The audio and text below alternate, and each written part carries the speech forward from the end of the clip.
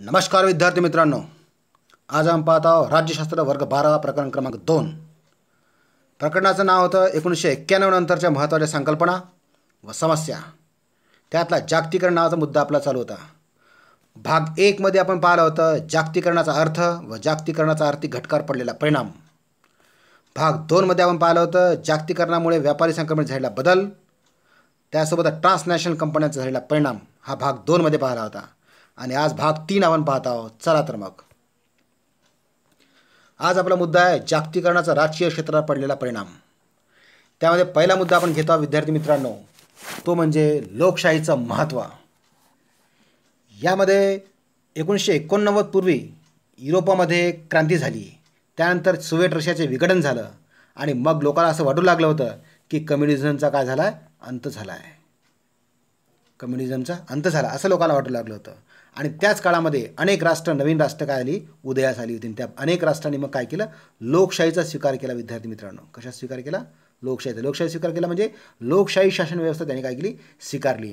आणि मग जग लोकशाहीच्या दिशेने वाटचाल करू लागला आहे असं वाटू लागलं होतं. म्हणजे बहुतांश लोकांनी लोकशाही शासन पद्धती काय केली होती, स्वीकार केली होती. आणि या लोकशाही शासन पद्धती स्वीकारल्यामुळे काय झालं की सहभागी राज्य,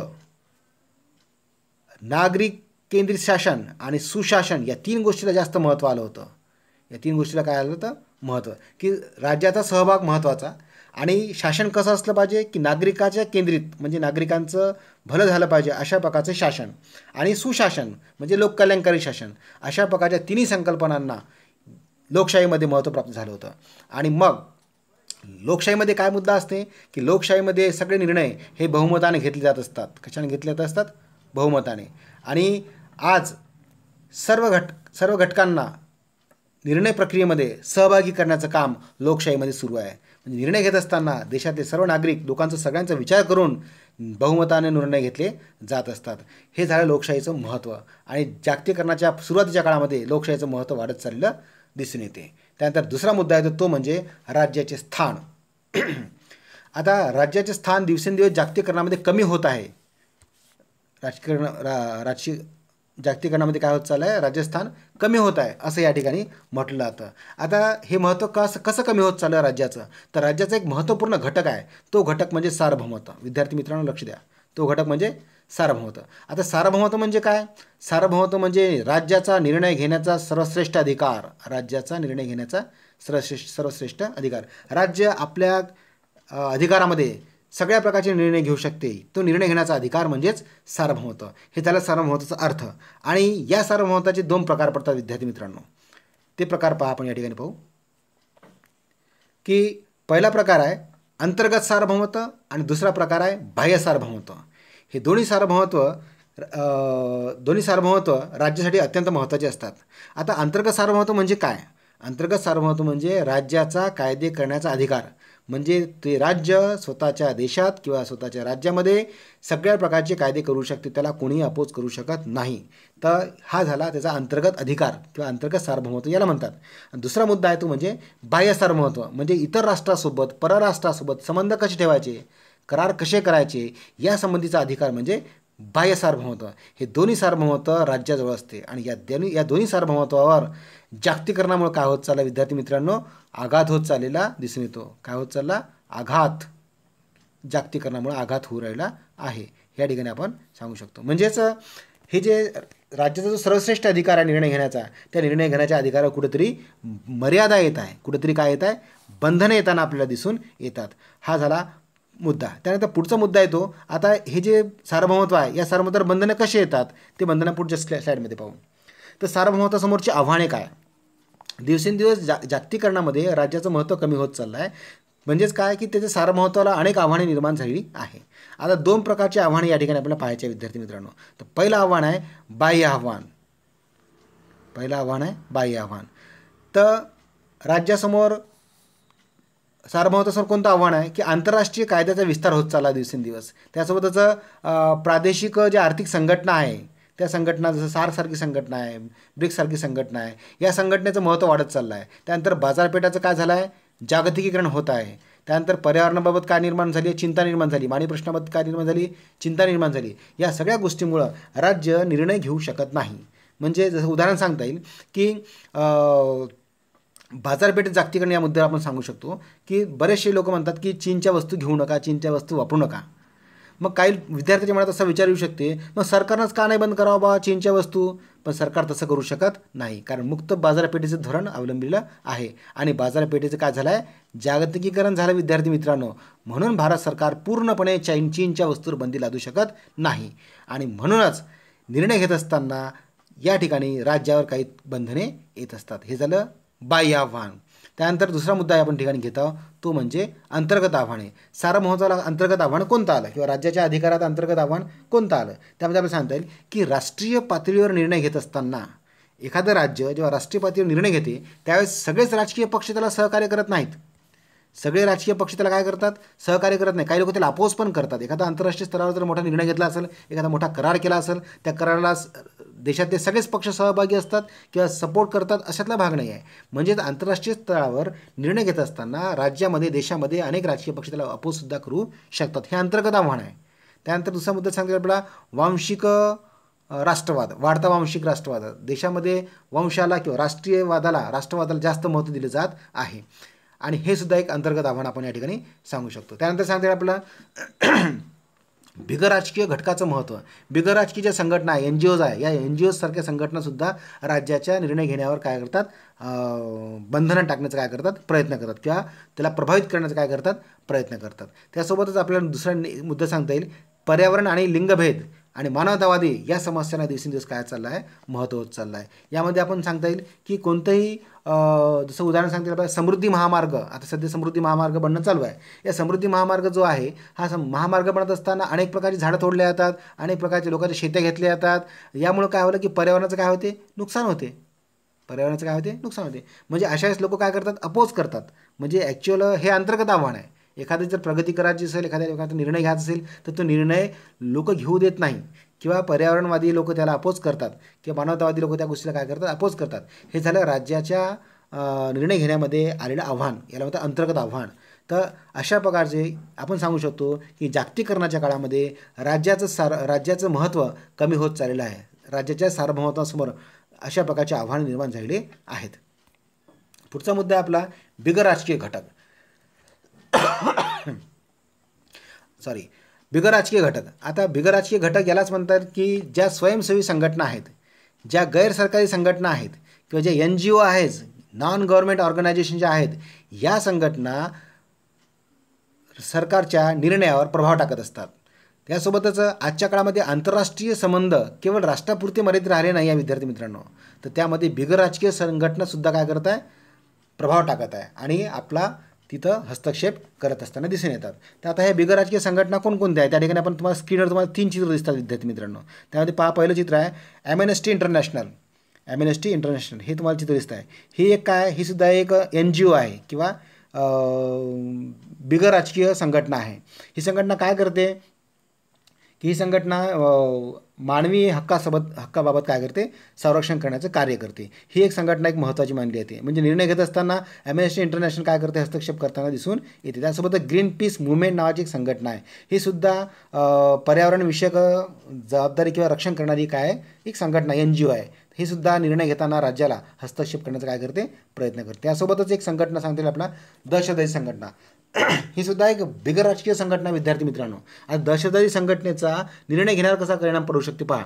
एखादं राष्ट्र जर दहशतवादी गटाला जर प्रोत्साहन देत असेल किंवा त्याला सपोर्ट करत असेल तर बाकीचे राष्ट्र त्या राष्ट्रावर काय टाकतात, निर्बंध टाकू शकतात. उदाहरणार्थ आपण सांगू शकतो पाकिस्तानसारखं राष्ट्र किंवा एखाद्या ठिकाणी एखादी मोठा सामना आहे, मोठा कार्यक्रम आहे आणि त्या ठिकाणी जर दहशतवादी गटाने जर एखादा आतंकवादी हल्ला केला किंवा एखादा बॉम्बस्फोट केला तर त्या सगळे कार्यक्रम काय होतात, रद्द होतात. म्हणजे त्या लोकांच्या निर्णयावर काय पडला, प्रभाव पडला. तर ह्या ज्या संघटना आहे याला म्हणतात बिगरराजकीय संघटना.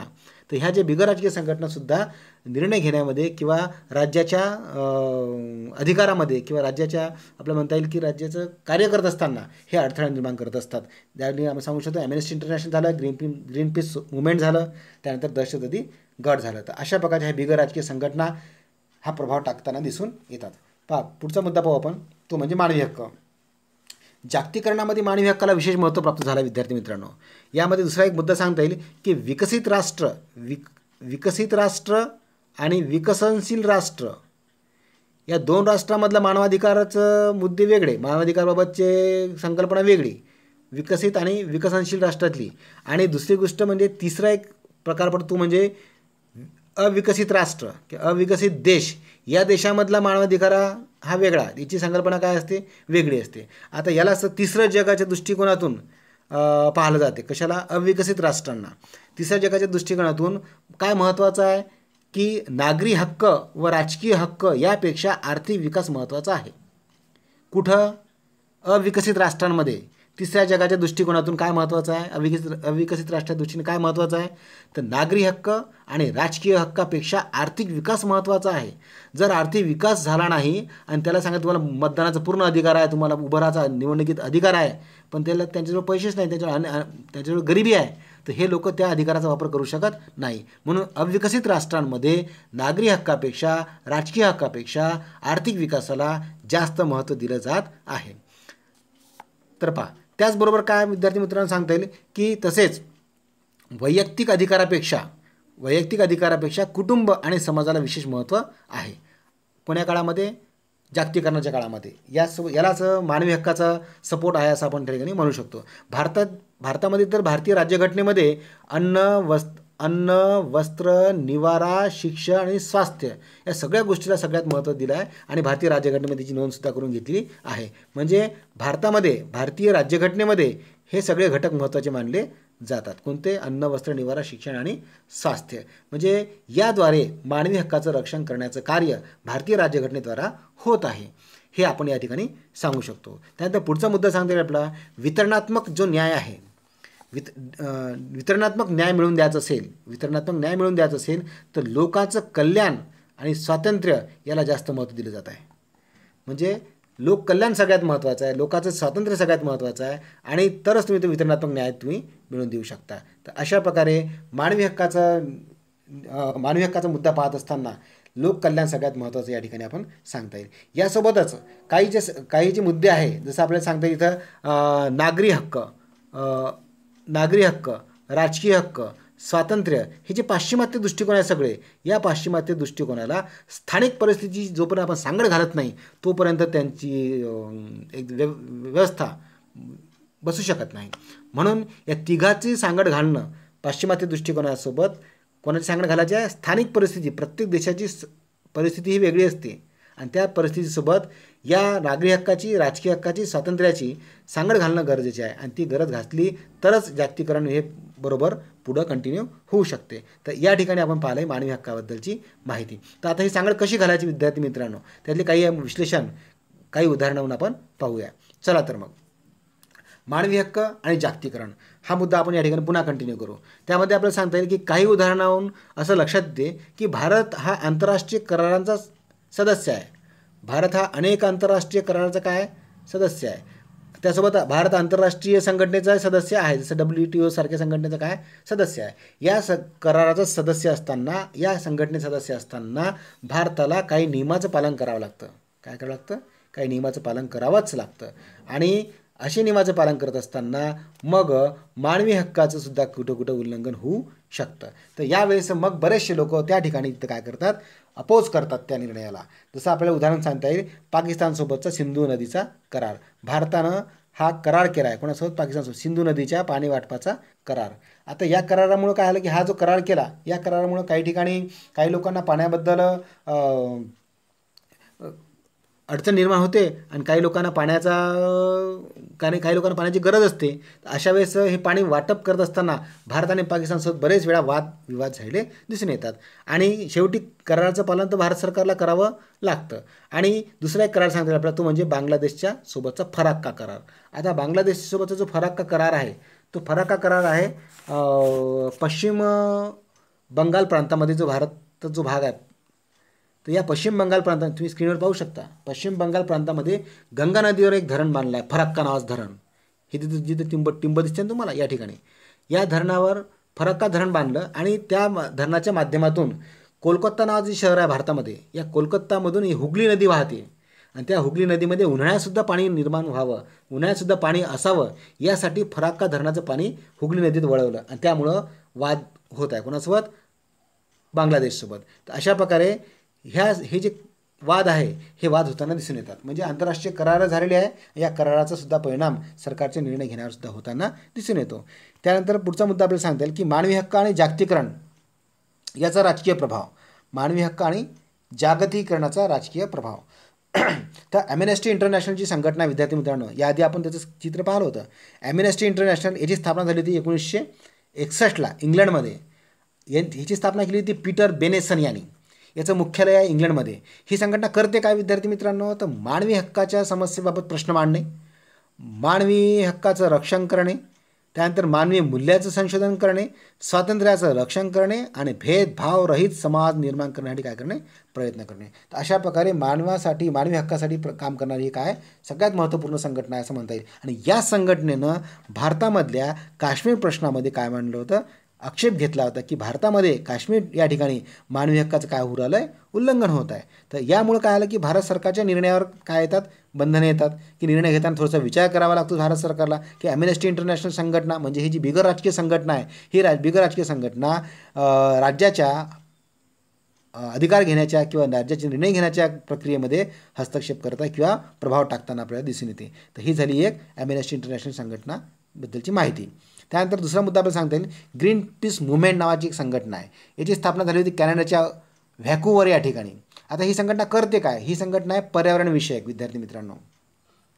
आणि या ठिकाणी पर्यावरणाचं रक्षण करणे, ओझोन वायूसाठी सुद्धा कार्य करणारी संघटना आहे. ही संघटना पर्यावरणाचं रक्षण करणे यासोबतच दुसरा सांगता येईल मुद्दा की बेबी मासोळे जे आहे, म्हणजे छोटे मासोळ्याची जी पिल्ले आहे ती विकू नये बा, त्याच्यावर सुद्धा बरेच वेळा या ग्रीन पीस सोसायटीने काय केला होता, आक्षेप घेतला होता. आता यामुळे काय होतं की व्यापारावर बंधने येतात. आता मासोळ्या समुद्रातून काढणे आणि विकणे हे झाला व्यापार, हे झालं बाजारीकरण. आणि यामध्ये हस्तक्षेप कोण करतात, ग्रीन पीस मुवमेंट किंवा अशा प्रकारच्या मासोळ्याची पिल्ले विकू नका, त्याच्यामुळे पर्यावरणाचं काय होऊ शकते, नुकसान होऊ शकते. म्हणजे व्यापारावर, जागतिकीकरणावर, निर्णय घेण्यावर, या सगळ्या गोष्टीवर ग्रीन पीस सारख्या बिगर राजकीय संघटना काय करत आहे, प्रभाव टाकत आहे, हे या ठिकाणी आपण सांगू शकतो. आणि याचा जागतिकीकरणावर सुद्धा इफेक्ट होताना आपल्याला दिसून येत आहे. त्यानंतर पुढचा मुद्दा विद्यार्थी मित्रांनो, तो म्हणजे महत्त्वपूर्ण मुद्दा म्हणजे चेर्नोबिलची दुर्घटना. आता चेर्नोबिल काय आटम आहे पाहू आपण. 25-26 एप्रिल 1986ला सर्वात मोठा अणुआघात झाला होता. कुठं, चेर्नोबिल या ठिकाणी. तर आता हे चेर्नोबिल आहे काय, तर उत्तर कोरियातील सोव्हिएट युक्रेनमध्ये प्रिप्ट नावाच्या शहराजवळ चेर्नोबिल नावाचा एक अणुप्रकल्प तयार केला होता. आणि या चेर्नोबिलच्या अणुप्रकल्पामध्ये रिॲक्टर 4मध्ये इतका मोठा स्फोट झाला, त्या स्फोटमुळं जबरदस्त रेडिएशन, किरणोत्सर्ग झाला. आणि त्यामुळं अनेक लोक काय झाले, विस्थापित करायची वेळ आली होती. अनेक लोकांना विस्थापित करण्याची वेळ आली होती. जसं आपल्याला सांगता येईल की 60,000च्या वर लोकांना हलवण्यात आलं होतं, 2 लाख लोकांना विस्थापित करण्यात आलं होतं. आणि असं म्हणतात की हिरोशिमा नागासाकी या ठिकाणी जो अणुबॉम्बचा स्फोट झाला होता, त्या स्फोटापेक्षा 10 पट मोठा हा स्फोट होता. कोणता, चेर्नोबिलचा. म्हणून अशा प्रकारची ही जी हा जो अणुप्रकल्प आहे, या अणुप्रकल्पामध्ये स्फोट झाला. आजही या शहराजवळ, आजही या भागात एकही माणूस आजही राहत नाही. त्याचा परिणाम तिच्या लोकांवर, पब्लिकवर झाला. आणि तिचे किरणोत्सर्ग झाल्यामुळे तिचे मुलं अपंग, तुम्ही चित्रात पाहू शकता, अपंग आणि लोळे पांगळे आजही पैदा होत आहेत. तर अशा प्रकारची चेर्नोबिलची दुर्घटना. आता चेर्नोबिलची दुर्घटना का भाग आहे की आंतरराष्ट्रीय स्तरावर अशा प्रकारचं एक काय म्हणतात, चेर्नोबिलसारखी एक अणुप्रकल्प तयार केला होता. आणि या ठिकाणी झाला स्फोट, म्हणजे मानवी हक्काचं काय झालं, या ठिकाणी उल्लंघन झालं. आणि मानवी हक्काचं उल्लंघन झाल्यामुळे तिच्या लोकांवर अन्याय, अत्याचार झालेला आपल्याला दिसून येतो. मग अशा वेळेस काय करतात की हे जे बिगर राजकीय संघटना आहे, हे बिगर राजकीय संघटना अशा प्रकारच्या अणुप्रकल्पाला काय करतात, विरोध करतात. तर तो मुद्दा आपण पुढच्या मुद्द्यात स्लाईडमध्ये क्लिअर करू.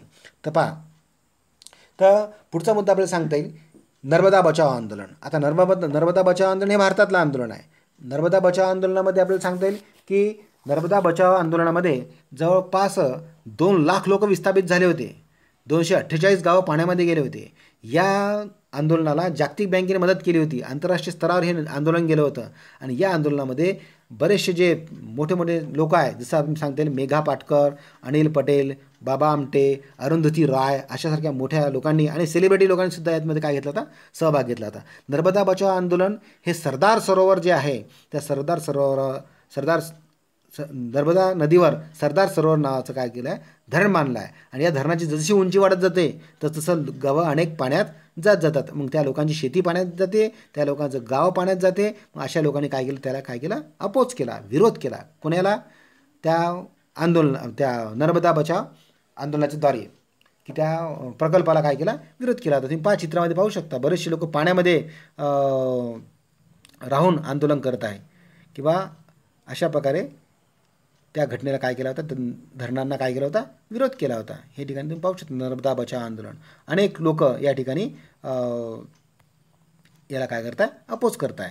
तर अशा प्रकारे मानवी हक्काचं रक्षण करण्यासाठी अशा प्रकारचे ज्या संघटना आहे, ज्या आंदोलनं आहे, ते आंदोलनं काय करताय, आंदोलनात लोक सहभागी होताना दिसून येतात. त्यानंतर पुढचा मुद्दा सांगतो आपल्याला, तो म्हणजे जैतापूर आण्विक प्रकल्प. आता जैतापूर आण्विक प्रकल्प हा भारतातला आहे. महाराष्ट्रातील रत्नागिरी जिल्ह्यामध्ये तालुका राजापूर, मांडबन, जैतापूर गावामध्ये अशा प्रकारचा आहे प्रकल्प उभा केला. यालाच म्हणतात आण्विक प्रकल्प, जैतापूर आण्विक प्रकल्प. या आण्विक प्रकल्पाला लोक विरोध करताय. काय विरोध करताय, तर आपण मागच्या स्लाईडमध्ये पाहिलं, चेर्नोबिलसारखी जर घटना घडली तर आमची शेती खराब होऊन जाईल, लोकही मरून जाईल, लोकांना विस्थापित करायची वेळ येईल. म्हणून बरेचसे लोक काय करतात, अशा प्रकारच्या आण्विक प्रकल्पाला काय करताय, लोक विरोध करताना दिसतात भारतामध्ये. त्यानंतर दुसरा मुद्दा सांगतो आपला, तो म्हणजे कुडनकुलमचा आण्विक प्रकल्प. भारतामध्ये तामिळनाडूमध्ये सप्टेंबर 2001ला हा प्रकल्प सुरू झाला होता विद्यार्थी मित्रांनो. तर यामध्ये स्क्रीनवर पहा, हा प्रकल्प आहे कुठं. आता हा प्रकल्प आहे, हे दिसतं तुम्हाला लाल टिंब म्हणजे तामिळनाडूमध्ये हा प्रकल्प दिसून येतो तुम्हाला. तर ह्या प्रकल्पाचं हे झालं आहे चित्र. तर अशा प्रकारे भारतामध्ये हे जे अणुप्रकल्प आहे, या अणुप्रकल्पाला विरोध केला जातो. कोण विरोध करते? पब्लिक विरोध करते, जनता विरोध करते, आणि त्यासोबतच काही राजकीय पक्षसुद्धा याला काय करतात, विरोध करत आहे. म्हणजे राजकीय प्रभाव जागतिकीकरणामध्ये अशा प्रकारचे लोक एकमेकांसोबत प्रकल्पाची डिलिंग करतात. अनेक राष्ट्र याला काय करतात, मदत करतात. आणि मदत करत असताना मग काय करते, पब्लिक आणि काही राजकीय पक्षाला काय करतात, अपोज करतात. पण त्याचासुद्धा आपल्याला अभ्यास करणं क्रमप्राप्त ठरते. जागतिकीकरणामध्ये याचासुद्धा आपल्याला अभ्यास करावा लागेल, की कोणकोणत्या संघटना विरोध करत आहे आणि कशा प्रकारे या ठिकाणी अपोज केला जातो, आणि हे सुद्धा आपले मुद्दे इथं अभ्यासावे लागतात. तर विद्यार्थी मित्रांनो, अशा प्रकारे हाच व्हिडिओ पुढच्या भागामध्ये कंटिन्यू केला जाईल. तुम्हाला हा व्हिडिओ जर आवडला असेल तर तुम्ही लाईक करा, शेअर करा, सबस्क्राईब करा, आणि सगळ्यात महत्त्वाचं म्हणजे अभ्यास करा. तर पुन्हा भेटू आपण नवीन व्हिडिओसोबत. तोपर्यंत धन्यवाद.